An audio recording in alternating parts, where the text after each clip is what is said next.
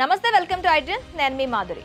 Apple ఫోన్లు ప్రైవసీకి చాలా secure అని ప్రపంచవ్యాప్తంగా బాగా పాపులర్. ఒక్కసారి ఐఫోన్ నుంచి మెసేజ్లో, ఫోటోలో, వీడియోలను తొలగిస్తే మళ్ళీ రీస్టోర్ చేయడం అసాధ్యమని ఐఫోన్ వాడేవారి నమ్మకం. అయితే ఓ ఐఫోన్ కారణంగా భార్యాభర్తల మధ్య పెద్ద గొడవ జరిగి విడాకుల వరకు వెళ్ళింది. ఐఫోన్లో ఓ ఫీచర్ కారణంగా ఒక బ్రిటన్ వ్యక్తికి తన భార్య నుంచి విడాకులు వచ్చాయి. ఐపిల్లో ఉన్న ఈ ఫీచర్ వల్లే విడాకులు గతి పట్టిందని ఆ వ్యక్తి సంస్థపై కేసు వేశాడు. తాను మరొకరితో చాట్ చేసిన మెసేజ్లను తన భార్య చూసిందని, ఆ మెసేజ్లను తాను డిలీట్ చేసినా తన వైఫ్ చూడగలిగిందని, దీంతో తనకు విడాకులు ఇచ్చిందని ఆ వ్యక్తి వాదన. దీనికి యాపిల్ సంస్థ బాధ్యత వహించాలని ఆ వ్యక్తి కోర్టుకు వినిపించాడు. కేసు డీటెయిల్స్లోకి వెళ్తే యాపిల్పై దావా వేసిన ఆ వ్యక్తి తన ఐఫోన్ నుంచి పలువురు సెక్స్ వర్కర్లతో చాటింగ్ చేశాడు.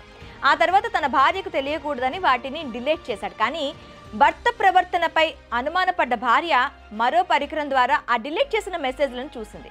దీంతో మనస్తాపానికి గురైన ఆ మహిళ తన భర్తకు విడాకులు ఇవ్వాలనుకుంది. భరణంగా 5 మిలియన్ పౌండ్లు పరిహారం చెల్లించాలని డిమాండ్ చేసింది. డిలీట్ చేసిన మెసేజ్లను భార్య చూడకుంటే తనకు ఇలాంటి పరిస్థితి ఉండేది కాదని తన వాదనలు వినిపించాడు. టెక్నాలజీ బాగా డెవలప్ అవడంతో ఫోన్లు వివిధ పరికరాలతో ఒకదానితో మరొకటి కనెక్ట్ అవుతున్నాయి.